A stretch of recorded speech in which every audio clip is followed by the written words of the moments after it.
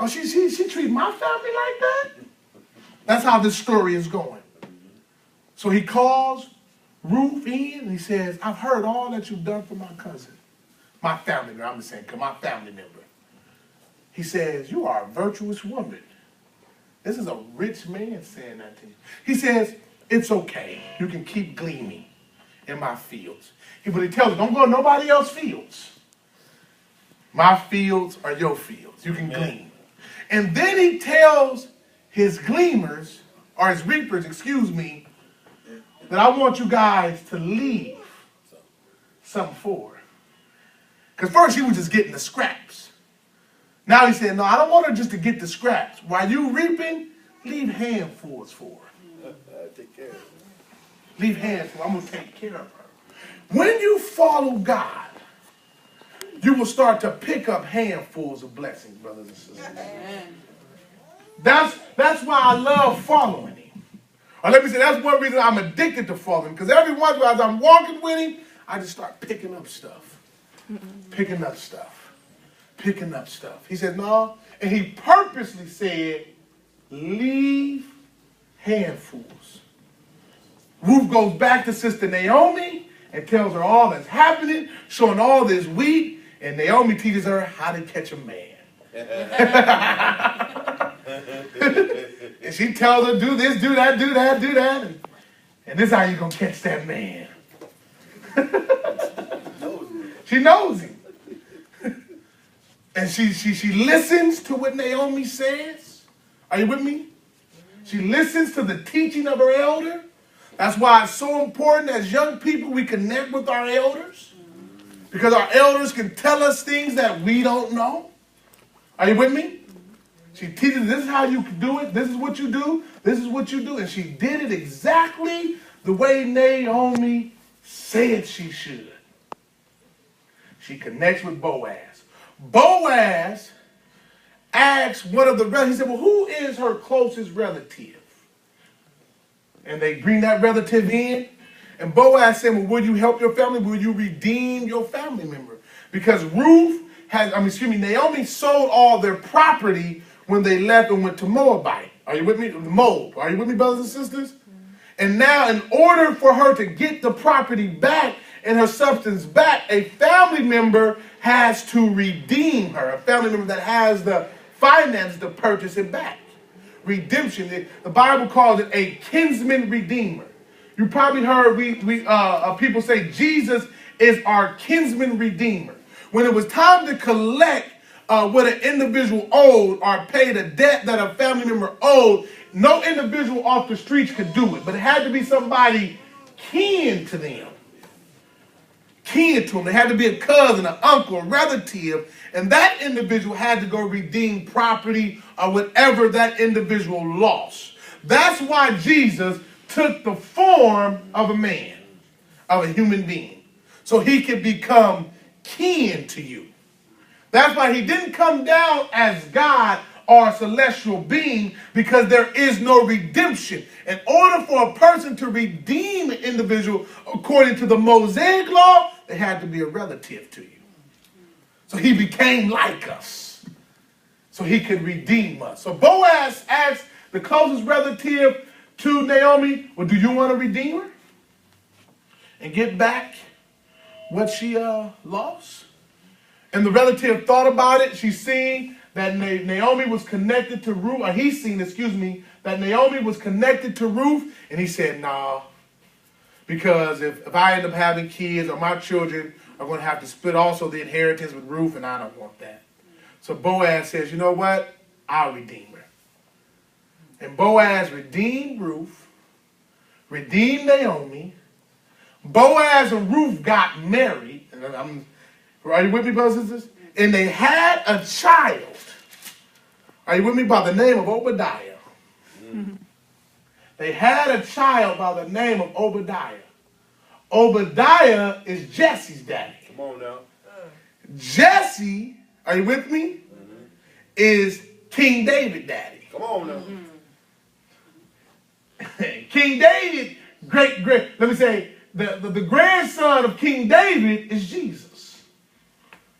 Mm-hmm. Connection. Ruth because her connecting to Naomi put her as Jesus' great grandmama. A woman that was not an Israelite, a woman that just said, you know what, I'm going to connect to you. Where you go, I'm going to go. Where you live, I'm going to live. Because she humbled herself and connected to another sister, she is now in the king line. She's the mother of Obadiah. Obadiah. The blessing, her destiny came through her connection, brothers and sisters. And she wound up being a very blessed, prosperous woman. She came from nothing. She came from an idolatrous country. She came from nothing. She was predestined for destruction because she did not worship the true and living God. But because of her connecting to a believer, she wound up being in the line of the Messiah. And it all came through her connection. So the Lord told me to tell you, if, yes, Lord, we are going to live blessed lives, you have to connect. He said the first person you have to connect with is me. He said if they're going to live blessed lives, they have to connect to me. Connect to me. Connection comes through spending time, communicating, exposing ourselves, telling Jesus, wherever you go, I go. Wherever you do, I'll do. I'm going to make your people my people. Are you with me, brothers and sisters? Yeah. We have to connect. The problem that believers are having, and the reason they're not living out the fullness of what God has for them, is because they don't spend enough time with God. They're not connecting. We're only here for 2 hours. Bible study, hour and a half. And if that is the only time you are spending to connect with God, you don't have a relationship with God. All right.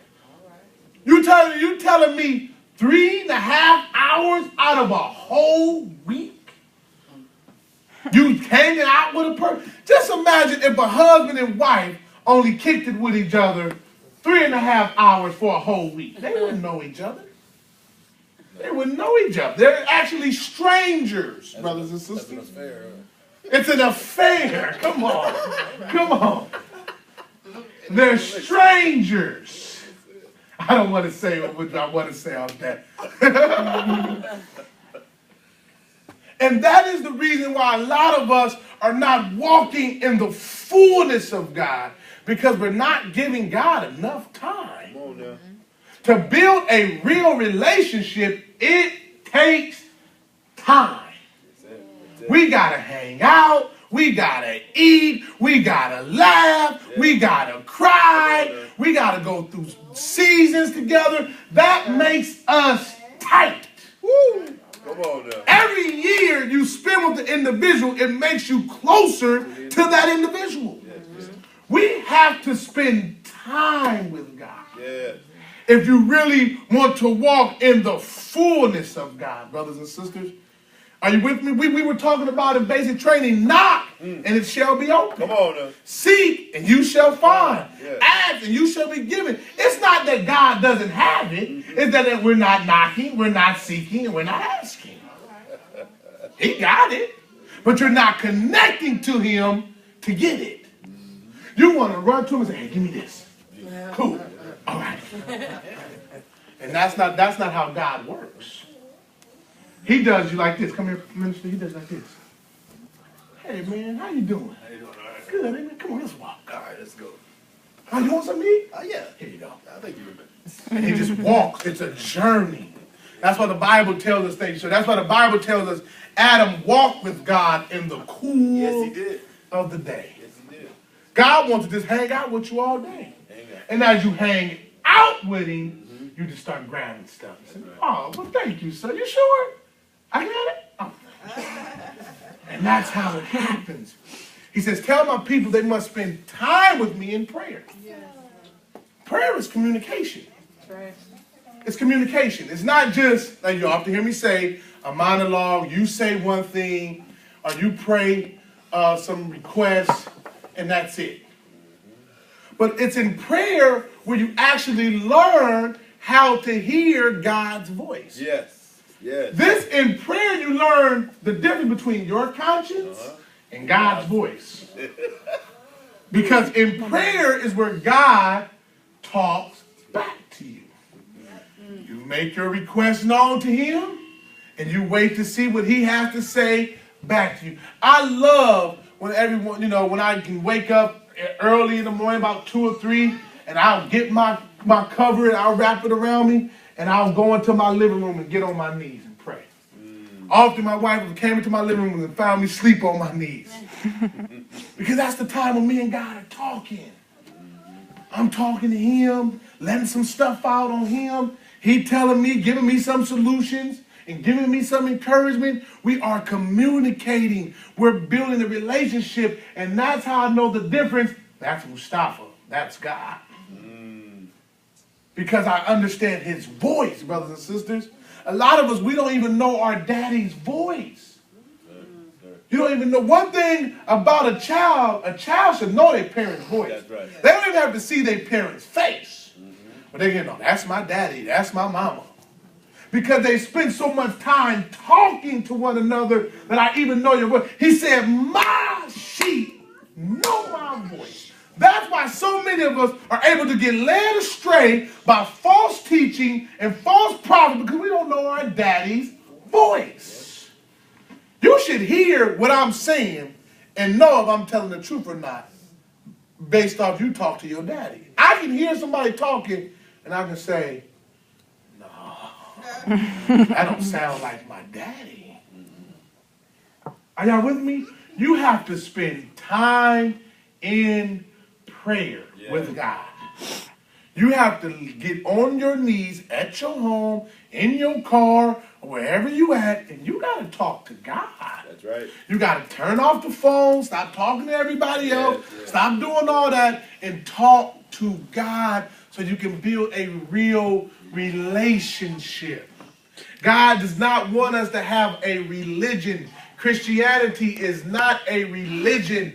It is a relationship, brothers and sisters. It is a marriage.